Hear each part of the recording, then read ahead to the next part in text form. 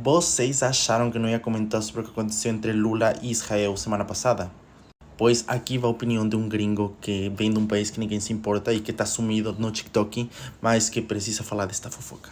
A fofoca começou quando Lula, presidente do Brasil, fez uma viagem de 5 dias para falar sobre cooperação internacional, investimento, terceiro mundo tudo junto, todos unidos, e no meio de uma entrevista para uma imprensa da Etiópia, ele decidiu falar do nada, estava se discutindo sobre a Palestina, que na opinião dele, o que está acontecendo no Israel, na guerra contra Hamas, é considerado um genocídio, e basicamente o que Netanyahu e as forças israelenses estão fazendo com os palestinos é muito parecido, não, na verdade não é parecido, é exatamente igual ao que Hitler fez no Holocausto. E aqui, gente, é importante falar duas coisas. Número um, a Segunda Guerra Mundial, o Holocausto, matou mais de 6 milhões de judeus. Até hoje, 2024, a gente não consegue ter a mesma população de judeus que a gente tinha antes da Segunda Guerra Mundial, porque a população foi praticamente destruída. Foi um genocídio como a gente nunca viu na história da humanidade, que se fale, né? Pelo menos história moderna. Ao mesmo tempo, o que está acontecendo na Palestina é considerado uma massacre, porque mais de 30 mil palestinos já morreram. A maioria deles civis, a maioria deles mulheres, crianças, e tanto escolas como hospitais, como lugares de refúgios, lugares onde muita gente inocente está escondida, está se tornando alvo das forças militares de Israel, e por isso muitos países estão começando a criticar esta guerra, esta operação contra o grupo terrorista Hamas. Não porque os países são a favor do Hamas, mas porque são a favor de parar de matar tanto civil. Mas enfim, a resposta à fala do Lula foi imediata. Israel praticamente se tornou esse país super reacionário. Eles falaram que o Lula era uma pessoa não grata, portanto ele não é bem-vindo no país. O embaixador do Israel foi imediatamente convocado para voltar para o Israel e deixar o Brasil. E o aparelho inteiro do Israel se tornou contra o Lula e contra o país, obviamente, que ele representa. Então a gente tem este exemplo, não sei se vocês sabiam, mas a conta X, Israel tem uma conta X, tem uma conta no Twitter, onde eles colocam muita coisa. E eles falaram lá que o Lula era um denier of the Holocaust, que significa uma pessoa que não aceita que o Holocausto aconteceu. Basicamente estão falando dele como um negacionista, uma pessoa que espalha fake news. E aqui é muito importante entender o que acontece na cabeça dos líderes políticos do Israel. Netanyahu, que é o primeiro-ministro do Israel, um político com mais de 20 anos no poder, uma pessoa muito veterana na política israelense e que eu sinceramente não gosto.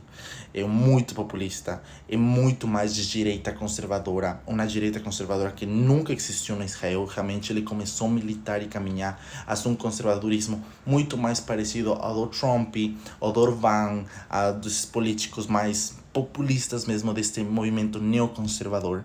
E nos últimos anos ele recebeu muitas críticas por ir contra a democracia, por partir para cima do Supremo Tribunal Federal. Basicamente a mesma coisa que acontece aqui no Brasil, acontecia lá no Israel.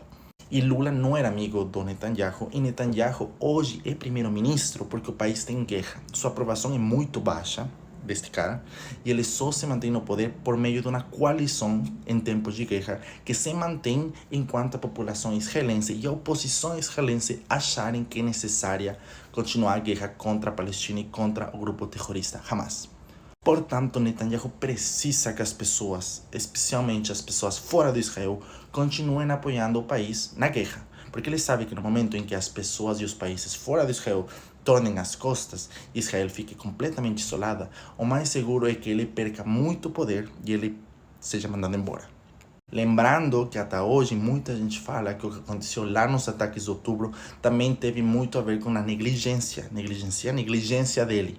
Porque como foi que os terroristas conseguiram entrar, cruzar a fronteira, quando Israel é conhecido por ser um país de máxima segurança? Então ele sabe que se perde poder e vai embora, ele pode ir preso por negligência. Todo mundo sabe que realmente isso vai acontecer. Vai ter um inquérito, vai ter uma investigação. Então ele precisa se segurar no poder. E é por isso que ele está utilizando este comentário do Lula para tentar fazer drama, para tentar atrair mais atenção, para explicar para as pessoas uma e outra vez como os judeus são perseguidos, como eles são vítimas, como tudo isso que está acontecendo é basicamente feito para desvirtuar seu direito a um país onde eles são livres. E praticamente a gente pode criticar, a gente não pode criticar, a gente pode ter uma opinião, a gente pode não ter uma opinião, mas é uma estratégia que funciona. Porque até hoje, e vou falar sempre, o Holocausto foi uma coisa terrível, e o fato de mencionar o Holocausto foi a oportunidade perfeita para Netanyahu chamar os evangélicos, chamar o povo conservador e falar a favor da proteção do Israel e a favor da guerra. E o Netanyahu é muito debochado porque ele mandou a seu ministro de Relações Internacionais a convocar o embaixador brasileiro ao Museu do Holocausto. Lá o embaixador brasileiro foi e, contra todo pronóstico, numa coisa que nunca acontece, o ministro de Relações Internacionais começou a falar em uma língua que não era inglês nem era francês, que basicamente você está quebrando o protocolo, porque você está falando com uma pessoa estrangeira na diplomacia numa língua que ele não entende. Então, basicamente, foi uma mensagem, né, para falar para ele como, cara, você é um idiota. Mostraram para ele o Museu do Holocausto, mostraram o testemunho do que os nazistas fizeram e basicamente trazeram muita mais atenção. Aqui no Brasil, que eu falei várias vezes, um país muito diverso, com uma população judia muito variolenta, muito influente, um país realmente globalizado. Obviamente Lula também apanhou das pessoas do legislativo, de políticos, apanhou muito dos evangélicos. O fato é, ninguém sabe se ele realmente sabia o que ia acontecer, se ele imaginava essa reação, mas de fato foi uma coisa que voltou para casa, né? Foi uma coisa que se tornou um problema doméstico. Exatamente a última coisa que um diplomata precisa. Muitas pessoas demandaram para Lula fazer uma desculpa, né, falar que se arrepende, mas, cara, não é o estilo dele, realmente ele é uma pessoa, primeiro que mais velha, e fazer que um velho mude de opinião é meio difícil, seja qual for a opinião, e segundo, porque é uma pessoa política, então ele vai tentar baixar, né, baixar a temperatura, mas sem prometer muito. Então ele fez um Twitter no sábado, que sinceramente achei muito legal, porque ele fala da sua dignidade, fala da sua história, mas ao mesmo tempo ele recua, volta, vai pra cima, volta e fala, eu não vou pedir desculpas, eu dei minha opinião, eu não vou baixar minha cabeça. Ele basicamente foi muito afrontoso, e vou falar pra vocês, funcionou. De novo, não sei se ele planejava que funcione ou não funcione, mas o fato é que Lula é uma pessoa que conhece diplomacia e sabia perfeitamente que o que ele falou era muito popular. Sim, é uma fala muito controversa, mas tem muita gente, e vocês entram no Instagram dos famosos, vocês vão ver que tem muita gente que é a favor da Palestina. Tipo, você vai nos comentários e a quantidade de pessoas que reclamam, vai, se posiciona a favor dos palestinos, das crianças, é absurda. Basicamente, o Lula foi o primeiro presidente de um país importante em falar uma coisa que muita gente estava achando, e com isso os líderes de outros países que são meio alinhados a um movimento que não seja do Netanyahu, tipo direita populista, ficaram contra a parede. Esse foi o caso dos democratas lá nos Estados Unidos. Joe Biden ficou caladinho, não falou absolutamente nada. O secretário do Estado, o Anthony Blinken, que é uma pessoa que eu sinceramente estou começando a julgar, porque não sei se ele é bom em seu trabalho. Ele, que no meio de sua administração já teve guerra na Ucrânia, guerra em Israel, teve a saída do Afeganistão, ele se encontrou com Lula semana passada, deu a mão, falou que está tudo ótimo, que está tudo perfeito, porque ele sabia que se ele contrariar o Lula, ele automaticamente ia ganhar o ódio da base democrata, da base progressista, que praticamente é a base que colocou o Biden na presidência. Ao mesmo tempo, políticos do movimento do Netanyahu foram talvez um pouco, não quero falar extremistas, mas foram sim extremistas, e começaram a fazer comentários que talvez iam além, como é o caso da ministra, uma das ministras, que falou que está extremadamente orgulhosa das ruínas que a guerra, que os bombardeios estão ocasionando na Palestina. E ela é ministra de Igualdade.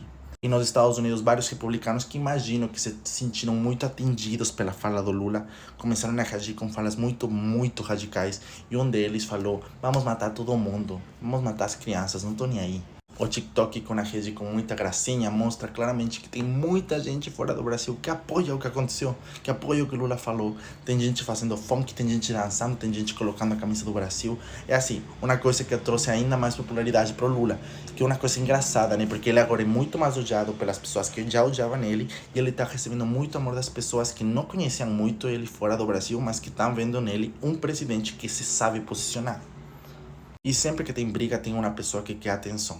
Então tem vários países que meio tentaram se colocar, meio queriam discutir. Foi o caso da Argentina, onde a chanceler falou na mensagem pro Brasil, mas o Brasil nem ligou, quem é você, não sei. E acho que Israel meio saiu, não ferida disso aqui, mas não acho que é coincidência que o Biden, neste momento, está discutindo um ceasefire, está discutindo um cessar-o-fogo. Eu acho que ele percebeu claramente que a população progressista está demandando um alto ao fogo.